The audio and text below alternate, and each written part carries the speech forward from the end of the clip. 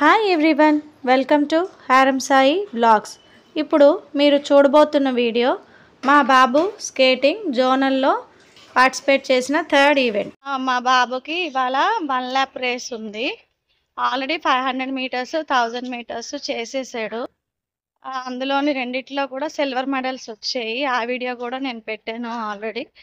So next ఏంటంటే ఇవాళ 1 lap అంటే 200 మీటర్స్.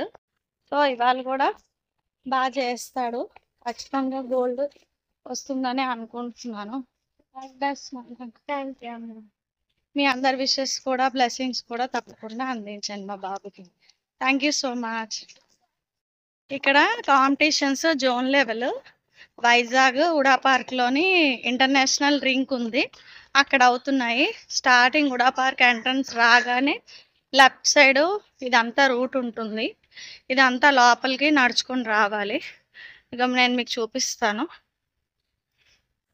ఈ లోపలికి నడుచుకొని వచ్చాక చివరన ట్రాక్ అన్నది ఉంటుందన్నమాట. అక్కడ 2 ట్రాక్స్ ఉంటాయి. ఒకటి ప్రాక్టీస్కి, ఇంకొకటి ఇంటర్నేషనల్ రింక్ ఒకటి ఉంటుంది. కాంపిటీషన్స్ అవన్నీ కూడా వైజాగ్లోని స్కేటింగ్ అన్నీ అక్కడే అవుతాయి. ఇక్కడికి వచ్చిన వాళ్ళందరూ కూడా ఇక్కడ స్నాక్స్ మామూలుగా చిప్స్ డ్రింక్స్ అవన్నీ దొరుకుతాయి, కానీ టిఫిన్స్ అవన్నీ అంటే కొంచెం బయటకు వెళ్ళి తెచ్చుకోవాలి. ఇదంతా ఎందుకు చెప్తున్నానంటే ఎవరైనా ఈ వీడియో చూసిన వాళ్ళు స్కేటింగ్కి వచ్చిన వాళ్ళకి ఇది ఒక చిన్న ఇన్ఫర్మేషన్ లాగా చెప్తున్నాను. పిల్లలకి గట్ట ఏమైనా తెచ్చుకోవాలంటే మీతో పాటే తెచ్చేసుకోండి. వైజాగ్లోని ఇక్కడ కాంపిటీషన్స్ రింక్ పక్కన ఇంకొక రింక్ కూడా ఉంటుంది చిన్నది. అక్కడ ఏంటంటే వచ్చిన వాళ్ళందరూ ఇక్కడ ప్రాక్టీస్ చేసుకుందికి. ఈ ప్రాక్టీస్ చేసుకోవడానికి లాంగ్ నుంచి కొంతమంది ముందు రోజు అలా వస్తారు కదా, ఒక 2 days బిఫోర్ అలాగా. సో కాంపిటీషన్స్ కూడా 2-3 days కంటిన్యూస్గా అవుతాయి కాబట్టి ఇక్కడ ప్రాక్టీస్ చేసుకున్న వాళ్ళు ఎవరైనా ఈ చిన్న రింక్లో ప్రాక్టీస్ చేసుకోవచ్చు. ఇంకా ఇక్కడ ఈ కాంపిటీషన్ రింక్ ఎదురుకుండా టాయిలెట్స్ అవి కూడా ఉంటాయి.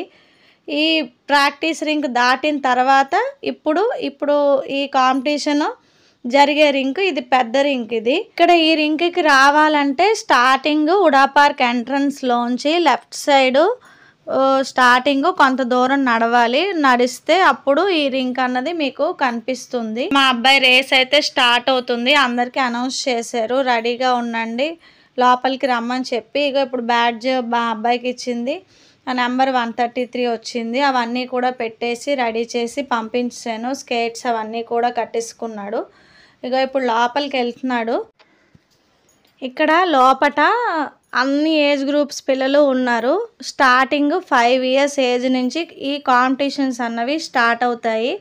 సో ఎలా పెడతారంటే 5 to 7 age group, 7 to 9 age group, 9 to 11 age group, 11 to 14 age group, 14 to 17 age group, above 17 ఇలాగా అన్ని ఏజ్ గ్రూప్స్ పెడతారు. ప్రతి ఏజ్ గ్రూప్లో కూడా బాయ్స్ వేరు గర్ల్స్ వేరు విడిగా పెడతారు. హారంకి ఇప్పుడైతే 10 years.